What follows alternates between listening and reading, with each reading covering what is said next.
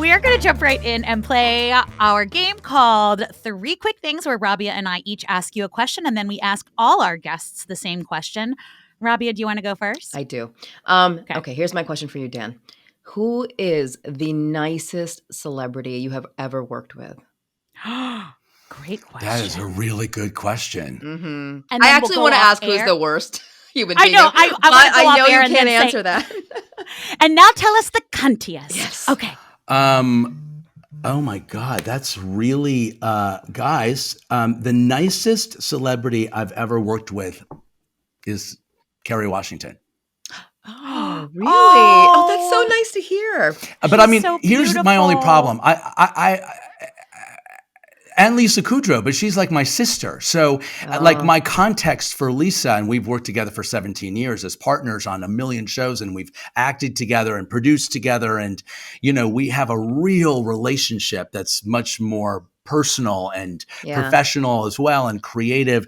The word nicest is so hard to describe. It's like the person who's most respectful, or the person who's the most generous, or the person who, so it's a hard question to ask. And of course, you want to make this a lightning round, so I won't do that, because even my kids tell me I think Lisa doesn't count in this. I talk too much. Personal relationship. Lisa and I had a personal relationship, but Kerry was, I thought, one of the best number ones of any. A number one is like the top of the call sheet, the star of a show, who really brought everyone together in a way that made everyone feel heard, seen, part of something. I love that. And that makes me so happy to hear, because I love her.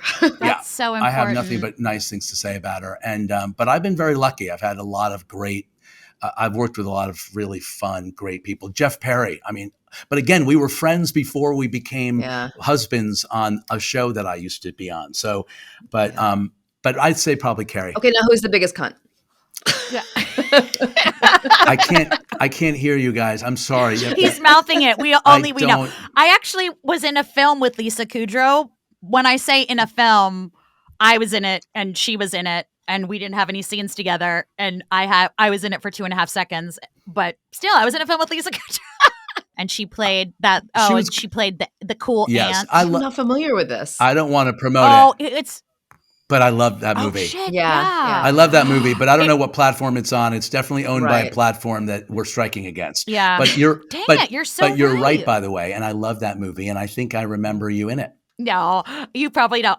But it is. I will say, when the world comes back, it's a very important. And it takes place in the Broadway community, and there's. I mean, It was all Broadway actors. I work on Broadway, Dan. So that's I know. where I do most of my That's work. what I'm saying. And I know your work, and I'm familiar with Broadway, and I'm from New York, and I grew up on 95th in Amsterdam, so I'm familiar with the Great White Way.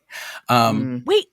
Where did you go to high school? No, we had moved to Westchester by then, so I went to high school at Horace Greeley in Chappaqua. But I grew up on the Upper West Side. Amazing! I will also say, that wasn't my question, not to drop names, but I also was really lucky enough to be in this movie, where I got to be in this scene and sit next to, for 4 hours, Meryl Streep, who we had worked with on another show that my husband and Lisa and I created and produced, which I won't mention. But so I knew her. But talk about someone who goes out of her way to make everybody in a group scene feel comfortable, given the fact that you're sitting next to. I mean, it's not. It's a legend, a living legend. Yeah, it's like an elephant in the room, and she made everybody really comfortable. So that was really. Does she smell great? I don't know why. When I look at it, I feel like she always smells absolutely impeccable, incredible. You know what? I didn't think to go look over, to go over and smell her or bite her, which clearly is what I should be doing. Also, Dan, Rabia is super creepy. Just so you know, she is creepy, and when you meet her, she will smell and bite you. But the biting of it all is you're just leaving DNA evidence, and if anything were to happen later on, becomes the thing that we're all sort of like. Dan, I'm just collecting evidence for my future sexual harassment lawsuit. Ellyn doesn't know this. On me. Okay, my question for you, Dan, is how would you send a dish back to a restaurant? Oh my God, that's such a good question. Yeah. Okay, how would I send a dish back in a restaurant? Well, my gut, because I spent a good long time in my 20s waiting tables. My gut would be to do it myself, because I wouldn't really want to, knowing knowing how the waiter feels when the customer is that dissatisfied, I wouldn't want the waiter to feel like it was his fault or her fault. Do waiters feel bad? Because I always figure they're like, I didn't make the food. No, so I know, but they like they want you to be happy at the end of the day, because it's all going to be reflected in this thing called like a residual that you leave them at the end of the meal, which, you know, the unions, everybody we're striking against is not leaving us any tips, which is my way of working it back to the strike. But no, I think in a perfect world, I would bring the plate back to the kitchen and say, guys, listen, this is A, cold, B, rubbery, and C. So that would be my first choice. But if I couldn't, I probably would tell the waiter, because I'm totally codependent. I'd be like, I know this has nothing to do with you. So I just want you to know that I think you're great. We love you. I think you're great. And I wear Santal 33 also. And I think you smell great. But this isn't going to work. I would say, are you mad at us? Yeah. Yeah. Please don't be mad at us. Please don't be mad at us. Why are you yelling? Yeah. Why are you yelling? Yeah. And our third question, Dan, is you seem so savvy, because you have tried to turn this conversation back to murder 6 times that I have counted so far. How does true crime work its way into your life on the daily? How do you consume it? What do you love? What do you hate? Tell us everything. You know, I'm a huge fan of true crime. I'm somebody who is. Are you? Yeah, I aspire to commit one. And so, no, I keep making that joke. And it really is such a dumb joke, because if something were to happen, there's so much evidence.